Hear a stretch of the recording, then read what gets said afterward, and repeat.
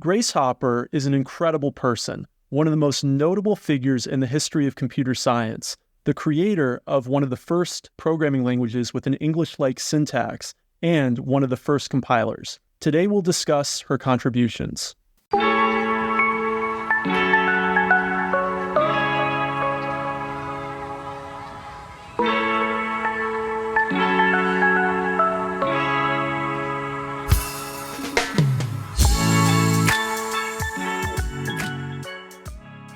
Welcome to COPEC Explains Software, the podcast where we make computing intelligible. In this episode, we're going to discuss the history and contributions of Grace Hopper, one of the most important people in the history of computer science. So, Rebecca, where did Grace's story begin? Grace's story begins in New York City. She was born there in 1906. She was Grace Murray. Murray's her maiden name, and she was the oldest of three. Okay, and from a young age, she always had two interests that would weave in and out of her life. One is an interest in the Navy. She actually had a great-grandfather who was an admiral in the Civil War. And another is an interest in how things work. There's an anecdote in one documentary we watched about her that she liked to take alarm clocks apart. And she took so many alarm clocks apart that it made her mom mad. And she had to say, you can just have this one alarm clock that you can take apart to see how it works. So she always had this kind of analytical, how do things work mind. And you see that in the areas of study that she chose at Vassar as an undergraduate student. She studied mathematics and physics. So she completes her bachelor's degree in 1928, and then she goes on to Yale, where she does a master's in mathematics, as well as eventually a PhD. She meets a professor, not at Yale, but at NYU, named Vincent Hopper, who she marries in 1930. And they're married for 15 years from 1930 to 1945. There's not a lot of details about that marriage in the documentary evidence that we saw, but it ends, it seems, kind of as an unhappy marriage during World War II. While she was getting her PhD, she was also working as a professor at Vassar. And she continues working as a mathematics professor at Vassar all the way through to World War II. And of course, the United States enters World War II in 1941. And World War II ends in 1945. In 1943 is when she decides to try to join the Navy. But unfortunately, she was told no, she wouldn't be allowed into the Navy, and it was actually because she was underweight. Yeah, she only weighed 105 pounds, and you had to be 120 pounds to join the Navy. So instead, she joins a set of women who work in the Navy Reserves known as WAVES.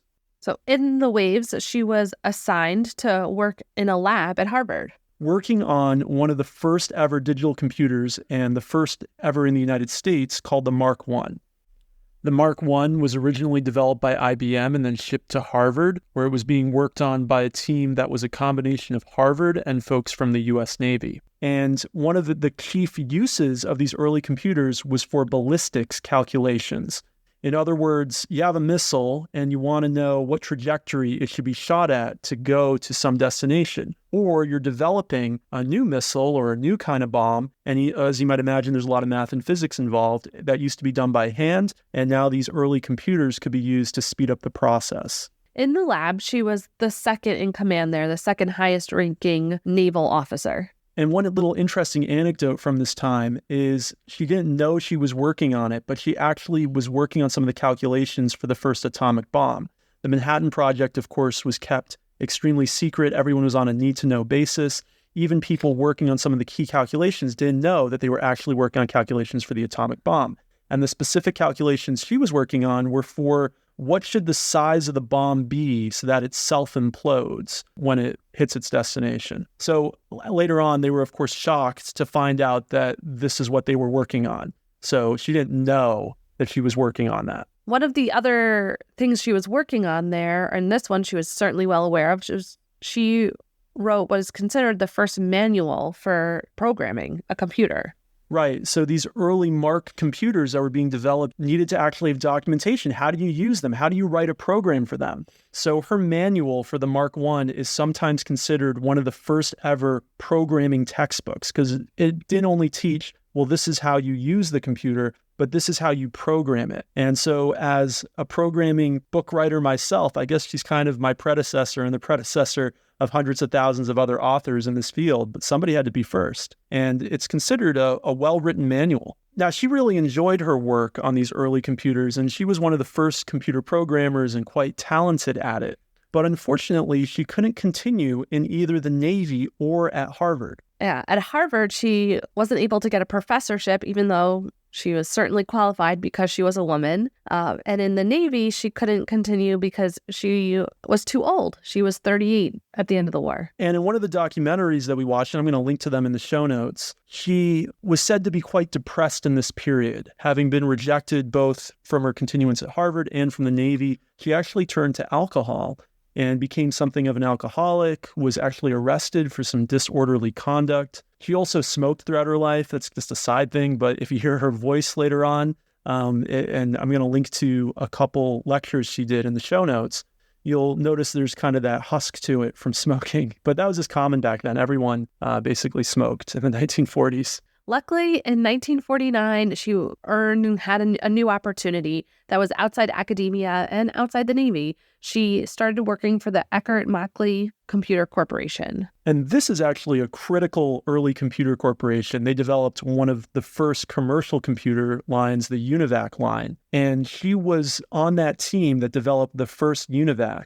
And then she went on to be the head of their team for automatic programming, which you can think about as basically the first software team for that company. The word software wasn't in as common use yet, but basically she was the head of their software team. So now we're in the early 50s, and this is where we see something kind of interesting happening in Grace Hopper's professional career. She starts talking about and presumably thinking about the idea that programming languages should be understandable to a regular person. For example, you might have a business user who wants to program a computer, but they don't have a background in mathematics. They certainly don't have a PhD in mathematics like she does.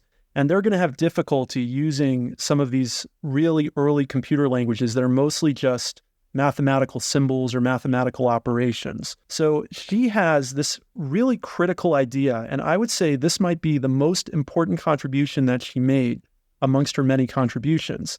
The idea that we should have programming languages with English-like syntax so that you don't need to be a mathematician to be able to program the computer, and you don't need to understand something as low level as like a machine language or an assembly language. So you can almost think about it as the first idea of a high-level programming language. And we talked about what is a programming language on a prior episode that I'll link to in the show notes. But this is a key link between early computers that are only accessible to mathematicians, highly skilled technicians, and computers that are accessible to everybody. We kind of continued that theme in our episode on BASIC, which I'll also link to in the show notes. But before you have programming languages that are trying to be accessible to everyday people, you need to at least have programming languages that are in a syntax that a regular person can read. And having an English-like syntax was truly her idea. She was truly first. And not only did she have the idea, she implemented it. She developed a programming language. She created one called FLOW-MATIC. To create that programming language, she had to write one of the first compilers.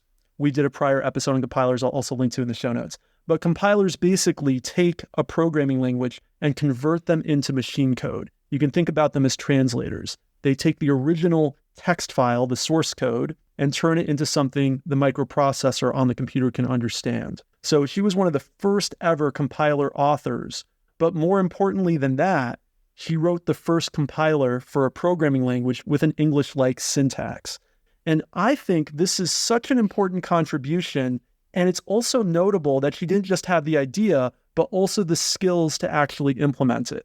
So many times in the history of computing and in software, people talk about visionaries, but it's rare that you have somebody who's a visionary who's also an implementer. And if she hadn't been there at the right time, the right place, the right skill set, the right ideas, I think things would have been a couple years behind. The entire timeline of software would have been a couple years back. You needed to have somebody with the vision and the skill set and the can-do spirit to actually get it done. So she develops FLOW-MATIC, which is really the first programming language for data processing with an English-like syntax. And the beta of it, or you might say a demonstration of it, a prototype of it, comes out in 1955. A few years later, it actually is released as a commercial language in, I believe it was 1958. Yes. So 1958 is a prime time for new programming languages. That's also around within a year of Fortran, within a year of Lisp. But she had already had the idea back in 52. She wrote a paper, and then in 55, she had already developed the demonstration. So we can really say that she was first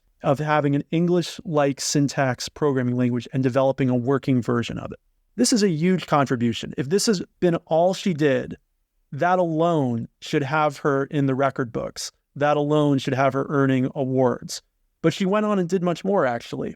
That's true. She was really involved, or influential, I guess I should say, in the development of the programming language COBOL. She was an advisor to the committee that developed COBOL. And we'll link in the show notes to an article by one of her colleagues that goes into the early history of COBOL. But basically, she was the inspiration in many ways for COBOL, because COBOL looked at what were the existing programming languages that were out there. They looked at things like Fortran, but they were most inspired, according to this paper, by FLOW-MATIC. So FLOW-MATIC directly leads to COBOL, and COBOL becomes a very important programming language used by businesses from when it's released around 1960 all the way to today. In fact, just a couple of years ago, there was this notable national shortage of COBOL programmers because there's so many old systems in government and large corporations that are still using this programming language, even though it might not be something you hear about too much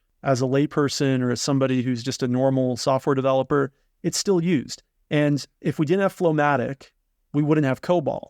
And we have Grace Hopper not only as the inspiration, but also one of the key technical advisors to the COBOL committee. Throughout this time, she actually stays in the Navy Reserves, but is able to get into or be brought back to active duty Navy to continue her career. She leaves Sperry Rand Corporation, which was kind of a successor to Mockley Eckerd. Yeah, went through a few different iterations. That company. Yeah. And so from 1967 to 1977, she's the director of Navy programming languages.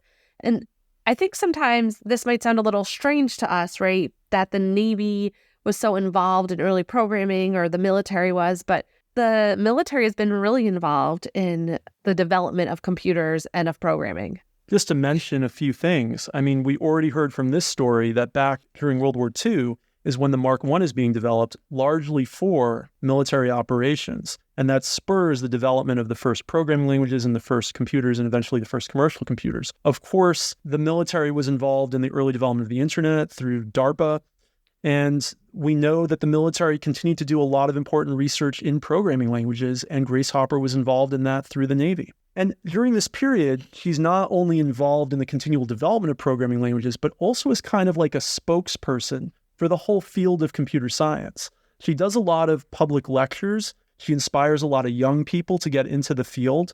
And there's some great recordings of those lectures on YouTube. Rebecca and I started watching a couple of them, and it was interesting to see her incredible humor and ability to really take concepts that are quite technical in nature and explain them in a way that a layperson or somebody who's just has some interest in the field can really understand. And a little interesting note about this is we know that actually the person she did her PhD with had a similar edge to them. Yes, Dr. Orr Øystein, or I apologize, I'm probably not pronouncing his name correctly. He's from Norway.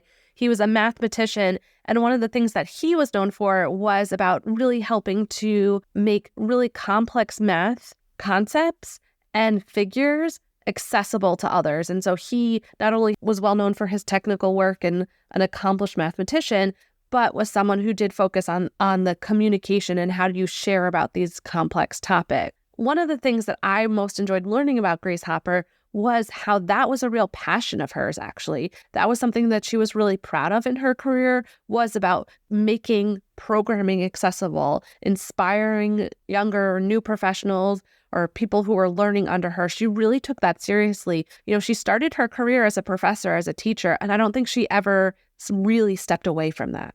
Yeah, I think that's really notable. And she actually starts this career transition, going from being a professor to being in the Naval Reserves during World War II at the age of 37. She'd already been working as a professor for like a decade. So that was actually key training for her. And it's amazing sometimes when people make their big contributions kind of later in life, right? But how well the right things prepared them to do that. And she was exactly the right person to have this role in history. In 1983, President Reagan promoted her to Commodore. That rank was eventually changed to Rear Admiral. So that's when she becomes Admiral Grace Hopper. And she won several of our nation's highest awards, and we're speaking about our nation as Americans. One is the Presidential Medal of Freedom and also the Presidential Technology Medal as well. In 1986, she retired from the Navy. She was 79 at the time, and she was the oldest person serving in active duty. She actually had to get a special permission from Congress to be allowed to continue serving at her advanced age, but it was something that this country, the Congress, and the Navy wanted. And so did she, I should add. And she goes on to be an advisor to Deck Corporation. So to just show you what a wealth of experience and insight this person had, here's somebody in their 80s who's being employed by a cutting-edge technology corporation to be their advisor. She was also a little bit of a rebel. That's one of the things we heard too. She, as a computer programmer, she liked to do things a little bit differently, and she was okay with breaking things to figure out how they work. That was like that kind of attitude, which I think is pretty neat.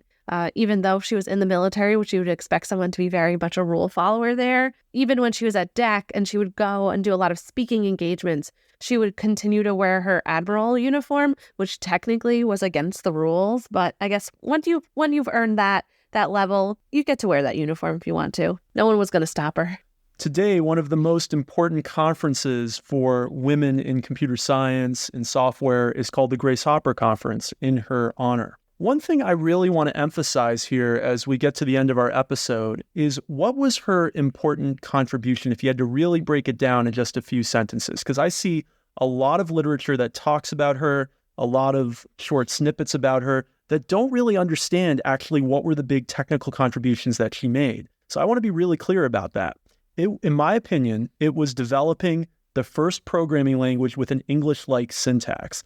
And if she had been in France, it would have been a French-like syntax. I only say English to mean a human language-like syntax, not a machine language-like syntax. And then not only having the idea for that, but actually developing the compiler for it as well. So having both the vision and the technical chops to bring that language to fruition. In some sense, that language is the predecessor of all modern programming languages, because all modern programming languages use a human language-like syntax, not a machine-like syntax. That's a huge contribution. She is the link between computers that were only accessible to mathematicians and highly skilled technicians and computers that were accessible to everybody. And she said that explicitly in her early papers about this effort. She said it was important that we develop these programming languages that a normal business user or normal user could access. It's one of those ideas that is so expected at this point. Like, of course, a programming language needs to be, human readable, right? But at the time is revolutionary, and it's so outside of what anyone else was thinking. Right. I do think it would have happened eventually anyway, but you can say that about almost any innovator, right? The fact is, she was the exact right person to do this. She had the right skill set, the right mindset, the right rebelliousness, the right thinking about things in a different angle to actually accomplish this. And I love it when somebody, again, I know I mentioned this earlier, though, is not just a visionary, but a doer, an implementer, somebody with the technical chops, because then they know what they're talking about and they back it up with their proof. So, Grace Hopper did pass away on New Year's Day in 1992. She was 85 at the time. She, lived a really full, incredible life, and we're really lucky to continue to be learning about her legacy. I think she's an inspiration to many young people to this day. All right, thanks for listening to us this week. Rebecca, how can people get in touch with us on X? We're at Kopec Explains, KOPECEXPLAINS. And we'll be back in a few weeks with another great episode. Thanks for listening. Bye.